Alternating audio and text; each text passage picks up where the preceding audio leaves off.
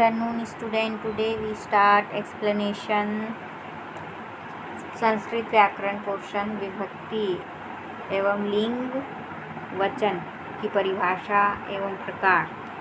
तो सबसे पहले हम विभक्ति की परिभाषा एवं प्रकार जान लेते हैं, समझेंगे। विभक्ति किसे कहते हैं? विभक्ति की परिभाषा वाक्य में प्रयुक्त संज्ञा, सर्वनाम तथा विशेषण पदों का एक दूसरे से संबंध बताने के लिए कारक चिन्हों को जोड़ा जाता है, जिसे वाक्य का अर्थ स्पष्ट होता है। इन्हीं कारक चिन्हों को विभक्ति कहते हैं। विभक्ति और कारक जो है संस्कृत में दोनों ही एक होते हैं। कारक जो है चिन्ह होते हैं, जिससे वचन अलग अलग वचन जो होते हैं उन्हें कारक चिन्हों के माध्यम से लिखते हैं। तो विभक्ति जो है दोनों से मिलकर जो है कारक रचना का निर्माण होता है। तो विभक्ति किसे कहते हैं? तो वाक्य में संज्ञा, सर्वनाम, विशेषण पद एक दूसरे से संबंध बताते हैं, कारक चिन्हों से जोड़कर, जिनसे वाक्य का अर्थ स्पष्ट हो जाता है। इन्हीं कारक चिन्हों को ही विभक्ति कहते हैं। तो आप अच्छे से समझ जाएंगे, कारक जो चिन्ह होते हैं वो ही विभक्ति कहलाते हैं। तो कारक चिन्ह इससे पहले हमने जाना था, कारक चिन्ह कितने होते हैं? कारक चिन्ह जो है 7 होते हैं और विभक्ति जो है 8 होते हैं। 7 विभक्ति होती है और 8वां जो है संबोधन कहलाता है। शब्दों के रूप इन्हीं विभक्तियों से चलाए जाते हैं। संस्कृत में वाक्य रचना करते समय कर्ता और क्रिया का ध्यान रखना आवश्यक है। संस्कृत में जब हम वाक्य बनाते हैं तो कर्ता और क्रिया, कर्ता अर्थात जिसके द्वारा वह कार्य किया जाता है, क्रिया अर्थात जो कार्य उस समय हो रहा है, इन दोनों बातों का हमें ध्यान रखना चाहिए। विभक्तियों का प्रयोग। प्रथम विभक्ति। यहाँ पर हम विभक्तियों का प्रयोग कैसे करना चाहिए, किस प्रकार किया जाता है, वह हम जानेंगे। तो सबसे पहला होता है प्रथमा विभक्ति। प्रथमा विभक्ति का प्रयोग कर्ता कारक अर्थात संज्ञा शब्दों के लिए किया जाता है, जैसे रमा, बालक, कलम, नदी, राम, अश्व, पुस्तकम आदि। ये सभी संज्ञा शब्द होते हैं जिसमें प्रथमा विभक्ति का प्रयोग किया जाता है। दूसरा है द्वितीय विभक्ति। द्वितीय विभक्ति का प्रयोग कर्म कारक के योग में द्वितीय विभक्ति का प्रयोग किया जाता है, कर्ता क्रिया के द्वारा जिससे सबसे अधिक चाहता है उसे कर्म कारक कहते हैं, जैसे बालकः पाठम पठति, सीता मधुरः वदति। अर्थात जिसमें कर्ता जो है जो भी कार्य करता है उसे वह रुचिपूर्ण करता है, उसमें उसकी रुचि होती है, वहाँ पर द्वितीय विभक्ति होती है। एग्जाम्पल जैसे उदाहरण स्वरूप बालकः पाठम पठति, सीता मधुरम वदति।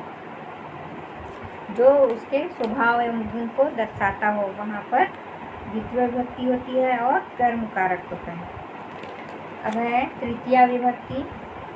करण कारक, जिसकी सहायता से कर्ता अपना कार्य पूरा करता है, जिसकी सहायता से या सहयोग से वह अपने कार्यों को पूर्ण करता है, उसे करण कारक अर्थात तृतीय विभक्ति का प्रयोग यहाँ पर होता है।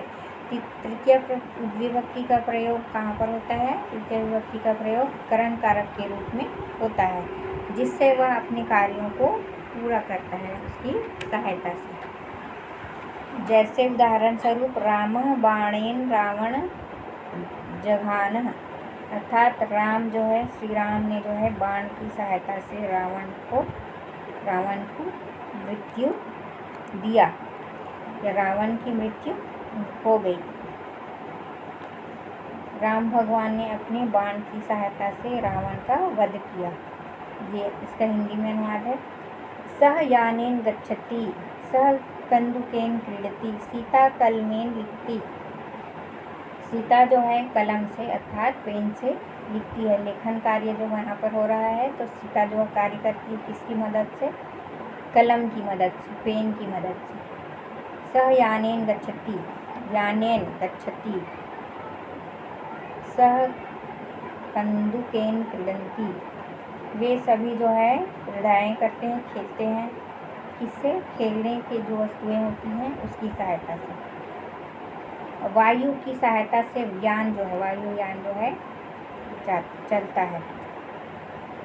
चतुर्थी विभक्ति है अब अगला। संप्रदान कारक होता है, इसमें कारक चिन्ह जो होता है वह होता है संप्रदान, और यह चौथा होता है और इसीलिए इसे चतुर्थी विभक्ति के रूप में जाना जाता है। तो इसमें दान आदि क्रिया जिसके लिए की जाती है उसे संप्रदान कारक कहते हैं।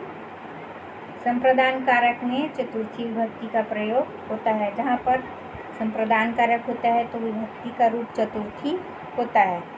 जैसे स विप्राय धनम ददाति, अध्यापक छात्राय पुस्तकम यच्छति, धनिक सेवकाय धनम यच्छति। अध्यापक जो है छात्रों को पुस्तक यच्छति, पुस्तक जो है देते हैं। धनिक सेवकायम धनम यच्छति, धनिक जो है अपनी सेवकों को धन देते हैं।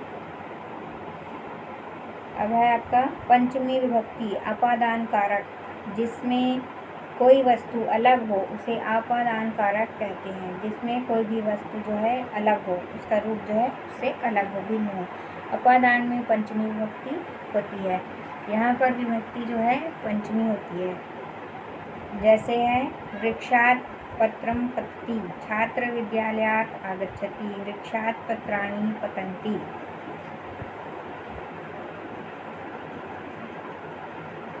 अब है षष्ठी विभक्ति संबंध कारक, जिससे संज्ञा या सर्वनाम में संबंध बतलाया जाता है उसे संबंध कारक कहते हैं।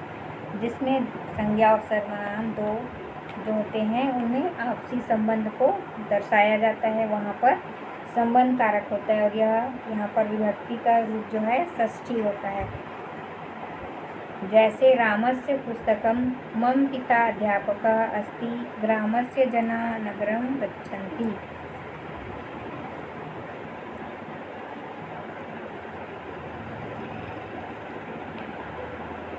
अब है सप्तमी विभक्ति अधिकरण कारक, कर्ता और कर्म के द्वारा जो क्रिया का आधार होता है वह अधिकरण कारक कहलाता है। कर्ता और कर्म के द्वारा जो क्रिया, कर्ता अर्थात जो कार्य हम करते हैं या जिसके द्वारा वह काम किया जाता है। कर्म अर्थात जो कार्य वह करने वाला है या कर रहा है, जो क्रिया का आधार होता है। और क्रिया का आधार होता है उस कार्य को हम क्यों कर रहे हैं, उसका आधार क्या है, जो भी है वह अधिकरण कारक कहलाता है।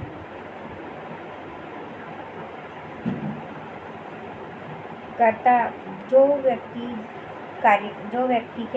जिस व्यक्ति के द्वारा कर्म अर्थात कार्य किया जाता है और उस क्रिया का आधार होता है वह अधिकरण कारक कहलाता है। जिस स्थान पर क्रिया होती है उसे अधिकरण कहते हैं।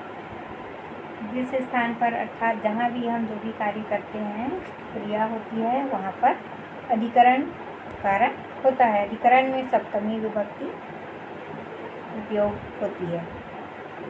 जैसे वृक्षेषु खगा सन्ति, मकरा जले तरन्ति, सह उद्याने भ्रमति।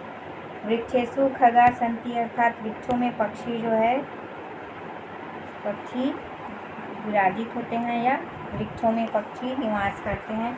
मकरा जले तरन्ति, मकर जो है जल में तैरते हैं। स उद्याने भ्रमति, वे लोग जो है उद्यान में भ्रमण करते हैं, घूमते हैं।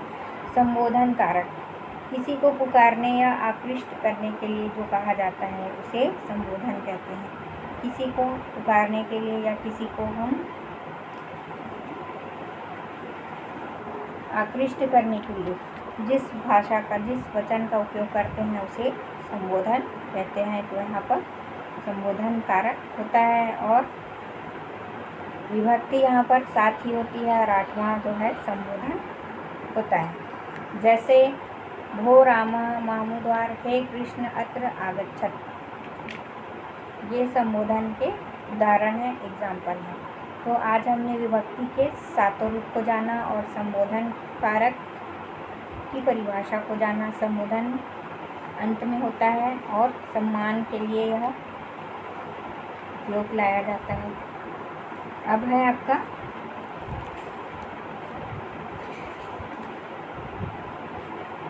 वचन। वचन की परिभाषा एवं वचन के प्रकार। वचन अर्थात ऐसे शब्द, ऐसे रूप जिसे हम अपने वाक्यों को, अपने विचारों की अभिव्यक्ति करने के लिए वाक्य एवं शब्दों का उपयोग करते हैं, वो वचन कहलाते हैं। वचन 3 प्रकार के होते हैं, एक वचन, द्विवचन, बहुवचन। एक वचन की परिभाषा है जिसमें मात्र एक का ही बोध होता है, उसे एक वचन कहते हैं। जैसे किसी एक व्यक्ति के लिए या एक वस्तु के लिए कहा गया हो या दर्शाया गया हो, वहाँ पर एक वचन होता है। जैसे बालक, एक बालिका, एक बालक, सीता, पुस्तकम, पुष्पम, दिवसा, मानवा, वृक्ष, ये सभी जो है एक वचन के उदाहरण हैं। इसमें सिर्फ एक व्यक्ति विशेष या एक वस्तु के लिए जब हम दर्शाया जाता है या हमें लिखना होता है, बताना होता है, तो एक वचन का उपयोग करते हैं। द्विवचन अगला है, जिसके द्वारा दो का बोध हो। द्विवचन की परिभाषा है जिसमें दो का बोध हो, अर्थात दो लोगों के लिए हमें बताना हो या दो लोगों के लिए हमें जानकारी देनी हो, तब द्विवचन का उपयोग हम करते हैं, उसे ही द्विवचन कहते हैं। जैसे बालकों, दो बालक, सीते, तो दो, यहाँ पर बहु, एक के अपेक्षा दो लोगों के लिए जब हम वाक्य लिखते हैं, शब्द लिखते हैं, तो वहाँ पर द्विवचन होता है। एक से अधिक संख्या होने पर यहाँ पर द्विवचन होता है। पुस्तकें, पुष्पे, दिवसो, मानवो, वृक्षो, तो यहाँ पर एक से अधिक संख्या हो गई है, तो संख्या 2 की है, इसलिए यहाँ पर द्विवचन होता है। अब तीसरा होता है बहुवचन, जिसके द्वारा 2 से अधिक का बोध हो, जिसमें संख्या 1 या 2 नहीं होती है, उससे भी अधिक हो जाती है। जहाँ पर संख्या अनेक हो जाती है, जिसे हमें दर्शाना या बताना हो, वहाँ पर बहुवचन होता है, उसे ही बहुवचन कहते हैं। जैसे बालिका, सीता, पुस्तकानि, पुष्पाणि, दिवसा, मानवा, वृक्षा आदि। इसमें संख्या जो है 2 से अधिक होती है। अनेक संख्या होते हैं जिसके दर्शाने के लिए, जिसका बोध कराने के लिए बहुवचन का उपयोग किया जाता है। वचन आपने पढ़ लिया, वचन के तीनों रूप और परिभाषा। अब अगला है लिंग। संस्कृत में लिंग 3 प्रकार के होते हैं। पहला है पुल्लिंग, दूसरा है स्त्रीलिंग, तीसरा है नपुंसकलिंग।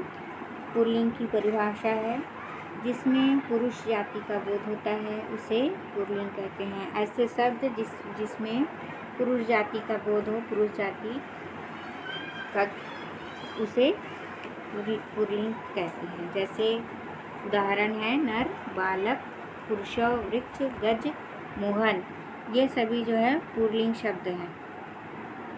अब है दूसरा है स्त्रीलिंग। स्त्रीलिंग की परिभाषा है जिसमें स्त्री जाति का बोध होता हो, ऐसे शब्द जिससे स्त्री जाति का पता चलता हो, उसे स्त्रीलिंग कहते हैं।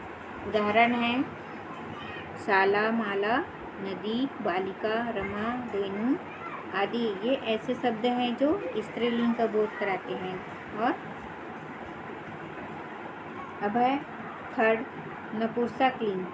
नपुंसकलिंग की परिभाषा है जो पुल्लिंग एवं स्त्रीलिंग दोनों ही शब्दों से भिन्न होते हैं, उन्हें नपुंसकलिंग कहते हैं।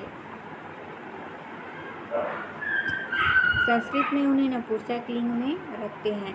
ऐसे शब्द जो ना ही स्त्रीलिंग में आते हैं और ना ही पुल्लिंग में आते हैं, उन शब्दों को संस्कृत में नपुंसकलिंग के रूप में लिखा जाता है या नपुंसकलिंग कहते हैं। ऐसे शब्दों को जो स्त्रीलिंग नहीं होता और ना ही पुरुष लिंग होता है, ऐसे शब्दों को नपुंसकलिंग कहते हैं।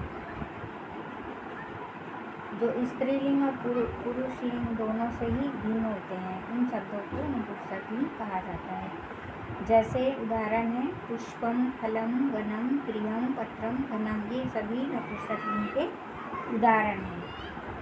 तो ये आपका जो है लिंग की परिभाषा एवं उसके प्रकार आज हमने जाना। स्टूडेंट, जो भी आपके डाउट्स हैं, ask me your doubts, like subscribe my channel.